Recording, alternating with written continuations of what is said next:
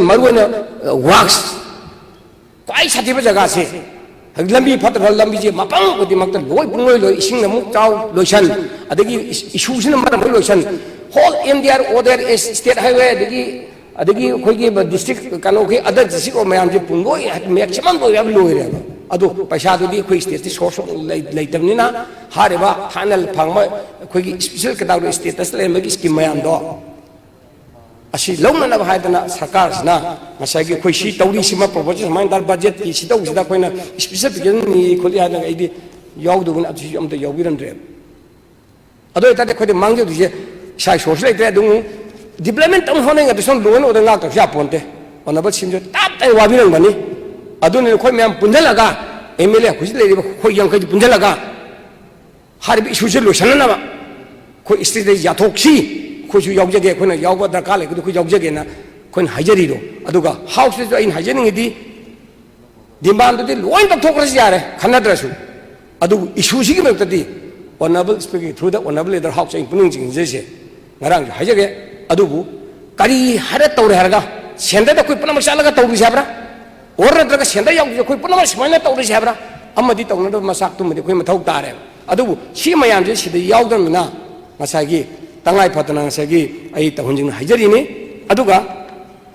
अमना हौजिसे relief केंद्र लेबा ma'am जे हौजि सुं सोय सोयदरा मापान थोलानी थोपय हौजि हायना कोइ फमिंग द हौरे हारिसिनी कोइ ओनबल लीडर हाउस नदी मिने इंजन बखोजब ताय हायबा मरमदि कन बदु तौनबदा तै तै म्याम जालो के पॉलिटिकल पार्टी सु कैसु लोय याउन सी तौदैसे करिनो जु तौ अदा तौ सेसो म्याम जु सीमा यंगले द खोइ लै यंगमद्रे खोत्रे अदुन मरमदना मसाई सीमा जे थुन लोयसन तौ खोल हारंगना देदि मुसु मसागी सुम हुंगाबत सु वासल अमदा अखोइजि तौबेबा तौरसी सीरियसली संग डेमोक्रेसी लेबांगना अखोइगी डिमांड दो ताले सोइन थोलाने सी थोलब कांददि इशु यंग वंग फुगलाने यामना ओनबल लीडर हाउस ना इंधरे खरा फरे खोल हाइबसे असिमु स्वाइंग मांगरने अदो इतारगदि खोइन हबि तांजा सारिंगसिदा एंगरा हाइजबदो मसागी इनमेसिंगरा युम्मई तुम थादोखबा प्रजा सेक्शन खोगी जेलौमी खुदिमंगना जिंगयु रग तंगे खुदिमंगना आई येगी युमदा हंजलंबीरो अखोई हंजरगे हाइबेगी मागी इंस्टिंग जे लेरिंगैदा सरकारना अमसुंग खोई लेब्रे एमएलए हुमफुजिना हाइतारना सब मानबा डिसीजन अम लौरगा इमा लेबाक मनिपुसी कनो होनबा मतमदा मुइमुनु मैमु चंग याबगी खुदोंग जाबलेदि दम इंग तपे ओनबल लीडर हाइबा कमाइनो चंगनदबा मचा कोन पुथोक जारिस करमोंग चलगा तक सेबदो खोइ म्याम खनरगा नुमिनिनी खना सेबा नोम खना सेबा अदु कदंग तौरे हरगा माय बे आइडिया दो पुथोकनरगा लास्ट रिजोल्यूशन लौथोगा तौरगदि मसी प्रजा म्यामना एमएलए यंखै हुंफु हारिबसे मसी ऐदी फरकने खली अदुगा शांतिसु लाकने खली अदुबु हौगी लेरिबा खुंगंग लाइबा चिंगजु लाइबा तंगजु लाइबा खुदिंग बक्सिंगजे मसी पूरा पूरी मोइसे अमत ngahallaroi khoi sarkarna missionaries-na khogi forces mai punamna ngani noi toni haidana seda khoi amta yaholo rai sida amta khogi budget sida nga speech amta panma any kalam amta yaudre ado itadi aina haijabase sipunam ungji haitadi hai sabani khoi ngasai pathokre khoi state force ta lising kunthra lere adu bdf lising mapan sum lising nifu ya lere bdf lising tara mapan do lising nipan puthoraba अदुगी state force की हाइबा IRB police प्लपन जलगा अदुगी लिसिंग तारा अमा पुथर कुंदुगा central parameter double 40 रो तोबदा कहा कायदगी अमत से illegal ओरबा दतै दै चादरबा खुगी illegal migrant मयाम बद अमत दु थि खांगोय अदुगी मथका ngसागी आयन याद खुलाई पाइबम अमत दु थि खांगोय अदु खंगदा तारदी ngसागी शांति वरी साननाबा ngसागी मोगी सेसु पुनमंगना से कुतुवारा फतुवाइगारा फॉर एग्जांपल सोम द कोइ मैते gi हाइरा अमा हाइगारा पुनमसिंग द सिदा ताबा यादे गसु मफम द कोइ पुनम इमेल खोय पुलब यावरगा ngसागी सेंट्रल लीडरसिंग नोगी सेगी honourable prime minister Narendra Modi ji और अमित शाह का लोनना मणिपुर से काइबे को सिदा काहिंगम जी कोइ चामन नंग जगह द लयु सिने सि जगह द लयु एन बी ने बी सिने सिगी सुमाना चामन नुंसी चानन लैमिनौ हरकदबो कनानो लैमिनंगम हरकदुदो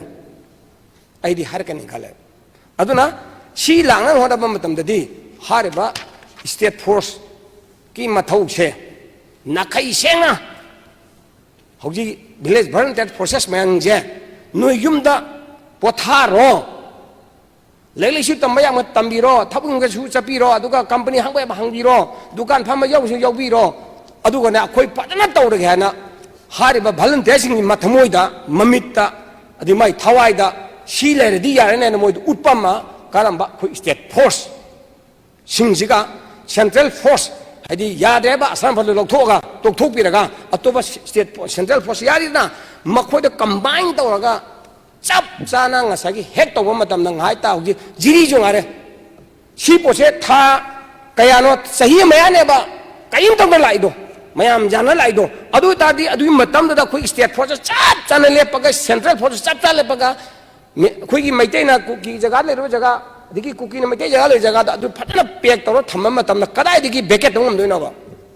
अदु दि सुम तौरी तौरी चिन्ह खरगोई खबर दा कागस्ता दिकी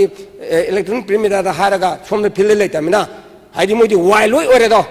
खुलाई पाबसी वाइल ओरेबा खोइगी लमनी अदु लमनी अदा लामनी हाइदन लोइन वाइल ओरेदो वाइल ओय खलामिना मी बिगी ओखल खंजलक्रमिना हेक्ता औ हेक्ता तौरने मी थाजलगा WYT पिजलकनी दो जगन मखत खुदिमकी हाजबा मणिपुर नुंसीदबा मणिपुर थुगाइबा पाम खुदिमक जुनदी जगह पुनः इदिक कनोदा खोगी ड्रग चारगा मीसी मीनु उरओइदेनेना मोइदि मी हलममनि का हराउगी फिल्म द तौरगा हौजि जिरी हौजि जामेला कालिसनेबा असि पुनमकसे करिदगिनो हाइबसे तसेंग हरुदगदि मसाइगी सरकार सिगी होम डिपार्टमेंट लेबा पुलिस सिंग मथौसे मसाइगी अथॉरिटी हाइतारना पीदबदगी उपाय अमता लेतबने सुंगलै लेतबने हौजी ओसीमा जिरी ओसीमा मयांगी माई तोलक कथोक तकोत तौरी मैम से प्रमाणी माजु पॉर याहोंगन पॉर से पीरुनोबा ngमरेंग से सुंगो मोय पवारा बुदु यावरदी मकुत पॉर यावदा तारे खोइ लोइदुनेबा से एग्जाम पुलिसी पॉर सिबु यूनिफॉर्म पॉर से अंत फापुरनो अथॉरिटी ना अदु इतारदी कानानोबा खोइ सेन मिबि जाति खोइ सेन दि कानान सेन दुरिगे सेनंगा मिनत लेरनोबा एक बीगे खनरसु खनरसु एना लामरा बीने लामरा हाइबे थिगना ना मी लेता तारगदी मखोज अंगम हालगा दम खोइगी जंगल लेबा जंगल गे खोइ सा मयाम दना ख्वाइदि ngam सा द चाथो चाथो लेबा फिबना खोइ मणिपुर से लेबगी स्टेज लाए अदो इतादि खोइना हुजिक तौदुइसे खोइना पाकाचरिसिदि थ्रु अगा साउसिदा पुलिस डिपार्टमेंट से मसीदी को एनी उपाय में थिरगना फनुंग रोय कथरसु मोइन हेड दरकार लेबो कनो मुगी इक्विपमेंट मैम अदि प्लस से मखोइदा एनी सिमा तौर छि तौदेर तौवेना ngase order do piba natradi ngasagi khoigi state sidadi pura just like a mini India ne ba jati mang tale ban jati lai man ju ai ni na tawr ba jaja sida police mapang adu loina thudi amnina hauji kari tar a angam senaba lakna maram oiduna hauji ti manipur kaina da masak to yokhal a yokhal ke no illegal me gam jangal be am je police na करी संगप का फादना fauna फुदियतना अदिगी illegal पारे बनु ngoi तुंगबा फजल लग थमबदा कहा kai mo chatuna chapam dai roeba adu police da du am da pide khoi da kan na pide khoi da ma du phana por pide du pali te ha hel long thok le ado si pun baksing se sigi budget sidang asagi tahun dringra sei taurup tab dur haije bi wani aduga amana khoi gi relic kenda leibiri ba khudiming hingje no magi chana na bati सरकार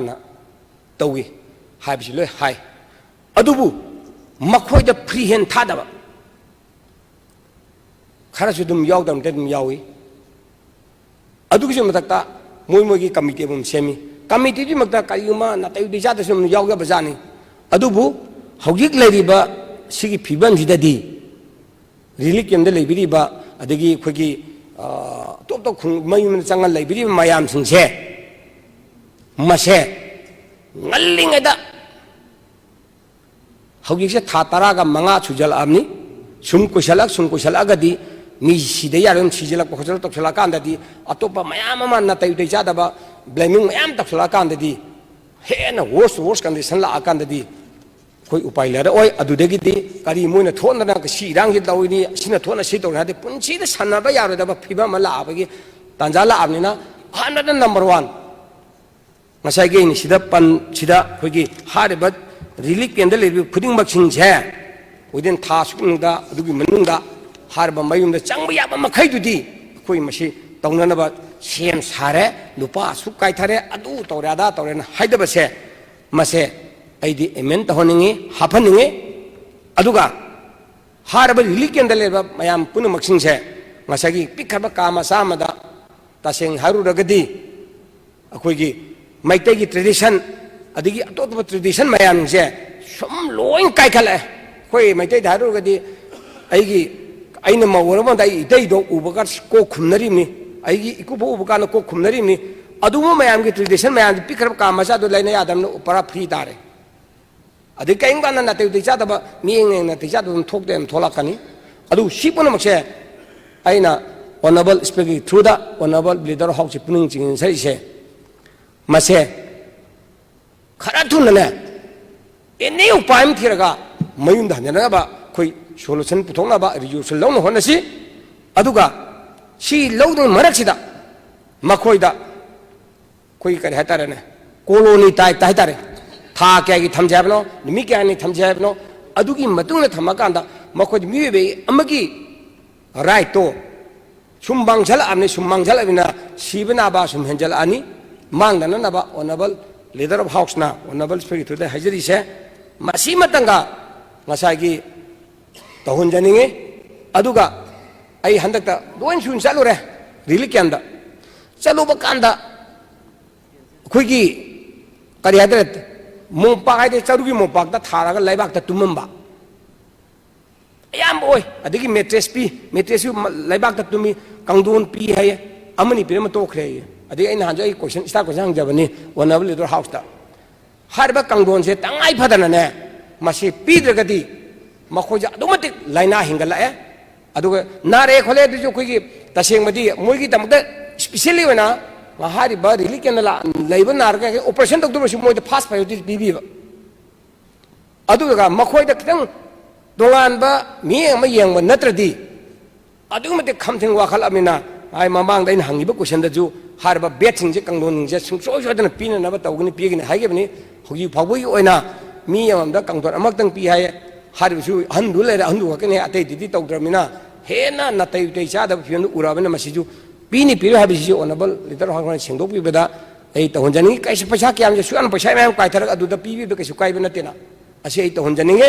अदुगा सिदा तमीबा अंगांग सिंग हाइतारे relief केंद्र लेरिबा छात्र छात्री सिंग से मसे मोगी दमकता हारिबा खुगी सारिबा संगुगी तोंगानबा reading room हाइदना study room हाइदना काममतंग असंगमतंग थंबिरगा दुगी तोंगान ओजा school सिंगी ओजा जिंग हाइतारने every मोइदा मदुगी like पाबा मतम खुई हॉस्टल लेबा मत लाइक पाबा मतमदा सुकनर सुपरवाइज तौरागा सुपरडेंडिंग हिनबा अदुगुमना ओजा अनिनी गतंग मोइदे एलो तौगिरगा हारिबा अंगांग जे क्लास तगी मोइन लेक पा मत कना पाबा खोपा पाई पादे दो आइदि मयुम का मनुंग द पाबई खुदोंग चाब अमता लेत्रमिना ngसाइगी करी हाइतारने मदुम दंग सिदा पनबिन मदि फागादोंनी अदुसु पंद्रे अदु मसिजु यारगदी होरेन ओनबल लीडर हाउस ना ओनबल स्पीकर थ्रुदा मजुम दंग हापीबे याब्रा हपजन बियो अदुगा नारग येलकपा मतमदा होय खोइगी पीएमजे वाई कार्ड पीरी अदगी खोइगी करियाबा खोइगी सीएम की कार्ड पीरी हक्सेगी तेंगबाल की कार्ड पीरी अदुबु अदुदा यागतबा नतन ताई जादबा खोइगी अचौदो ऑपरेशन लाको कांदुदादी मोइदि पैसा थोफम लैतबनिना यारगदी खोइगी गवर्नमेंट हॉस्पिटल सिंगजिदा free of cost kidney operation लौथोप तारे हारगसु हाबजमा तारे हारगसु स्पेशल पैकेज अमा तौगी हारगने मसिन नंग होरेन ओनबल लीडर हाउस ना ओनबल स्पीकर थुदा यारगदी मदम हप्तन बिबि याब्रा यार हप्तन बियु मरमदी मिबे पुंसी से मतम लोरगदी उपाय अमत लेतबनिना मतम लरिंग से तौबियु हाइदना ये सुम समझगे अरोबदा खोइगी एजुकेशन सेक्शन से मसिजु सिद बजेट यावजिगदी ngसाइगी सुं चाने चानद्रे कहीं स्कूल फगलजे मिशन मकाद ओनबल कंसर्न मिनिस्टर को चेन चेनना मसगी हेक्ट करी है कराई करी सोये मसिरु फगले फगने न तब तंजासिददी इंफ्रास्ट्रक्चर की पैसा मैक्सिमम याउद्रे ओजासु लिसिंग तरुक मथक्ता हांगेनि पैसा लेते कराय हापचलुदो काय फिलअप तौरुनी फॉर एग्जांपल एजुकेशन जे फत्रगदी पुनमक लोय फररोय दबनिना एजुकेशन जे फानजे हाइबा तारबदी ngसागी सिगी बजेट याबे पैसाजी तोंगाना स्पेशल कोई कर हाइतरने हापन बिब नत्रगदी असिसिनादी ऑनरेबल मिनिस्टर ना पाम्बिरिबा एजुकेशन फगनना होनबदा केंद्र खुदिंगी स्कूल फगलन मिशन मखादा फेज 1 फेज 2 ना तौरिबा मयाम से लोने फेलो रगदा मुंसे पुंगांग मांगरगनी मासी यान फबे स्कीम नि मदुना केंद्र वाइज तौरबा मतम से एग्जांपल खुद खुनरा मुं केंद्र दा हारो अदाइदा स्कूल फगलन मिशन मखादा नि अमन स्कूल हाई स्कूल लेवल अमन हायर सेकेंडरी लेवल 1 to 12 अमन 1 to 10 असिदा ngarang di oja khoi onaba minister na tawidana KC school gi oja ni thabire yamna haidi sa da paila sarga mai subject to tanga le tadum upai le tadum dum thai hai thabire aduga soma high secondary di oja pulamna wal se oja mapan matal subject wise wa khal aga di masagi khoina honor ju du pang mang du ni na masim dang di ngasagi sumba mayang wat pa khopa tolu man se harbi education di pami ona pidi ba semam singa di उपाय छुंगले लेरो central sponsorship खरा यावसन याबना तम state की दमकता मसागी करियानी infrastructure फगना नबा हागी capital पैसा से मसी infrastructure की one हाइतारे मसी खरा हप्तन baby यारगा दे हप्तन बियो अदुना द्रगी स्कूल फगलन द्रगी एजुकेशन सेक्शन जे फत्रगदी मफम खुदिमकता फाररोय दबुनिना मसी फनहरम मतमदा हारिबा वखन फतब खल्लिबा अइना सी तौरगदी सिमानी रिएक्शन लाकलेना खनमंगन रेसिंगे करिगुंबा स्कूल एजुकेशन फगखि बतारबदिने सुंसोइना खरा मखरि हंदरकनी हाइदना इन मसिम दई पुखजबनी अदुगा लंबी थोंगारो लंबी थोंग दे यारिबा ओनबल कनोना सीएम नाउजी पंबिरि जिदा लंबी जिजु खम थेंगना पुंलोय लोसला बनी अदुना ममांग लेब लाइब्रेरी मयाम जे सी यार बजेट सिन कछु ओय अदुन हंदगी वर्क प्रोग्राम जो ओनबल निसंग मकांददी फोंग मंगमी के बासिरि लेसलक्ते हारे अदो इतारदी ngसागी पैसाजी कमाय तौदे हाइबा मतमदा खोइना सा हाइजबदो स्पेशल पैकेज अमक्तंग लंबी थोंजी इसाव नु नंगंगराबा लोइना उदरनासु हनक इरांगसु नंगंगराबा कोबिनेसु नंगंगरामिना खागी स्पेशल खोगी असिस्टेंट मयाम अम लैरिबा एसीए की एसपीए की हाना लेरम स्कीम मयाम दो दं लौखत पिरागा आरआईडीएफ हौजी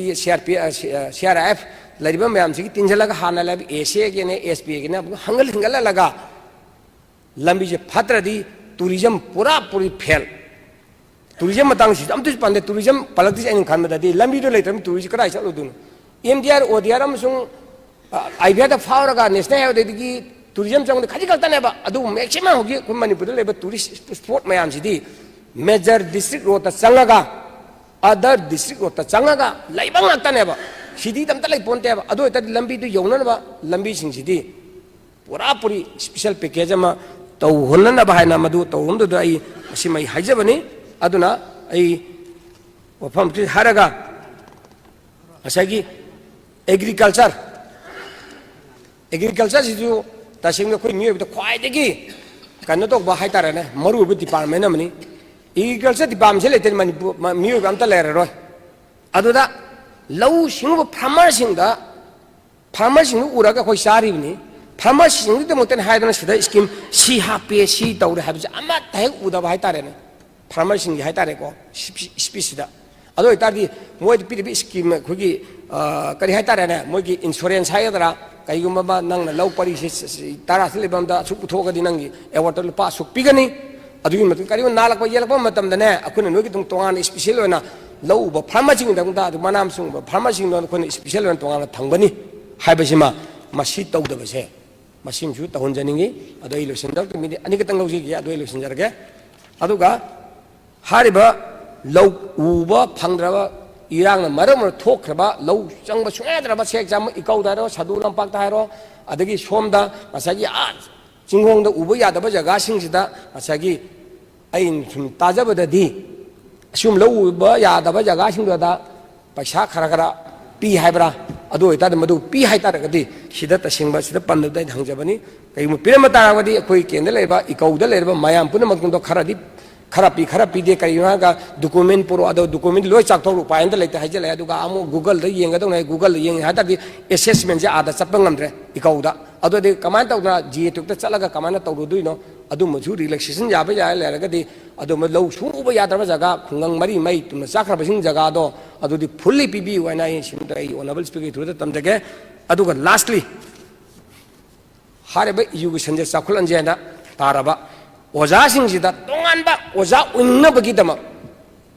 ओजा से ओइबदा सीसी चंगागा हयें ओजा जो ओरप कांदा आई फ्लैग पोस्ट हाइबा फंगी आई जे मियाना रेस्पेक्ट हम फंगी से एग्जांपल डॉक्टर जो डीआर फुल स्टॉप मापुन सिगी डॉक्टर एमबीबीएस पास तौर मदुंग दगी DR full stop life time लेरदम ने लाइकवाइज जज जस्ट कनो जज होगदा रिटायर्ड जस्टिस दम लेंगना लेय मोद स्टेटस हम पिएबा लाइकवाइज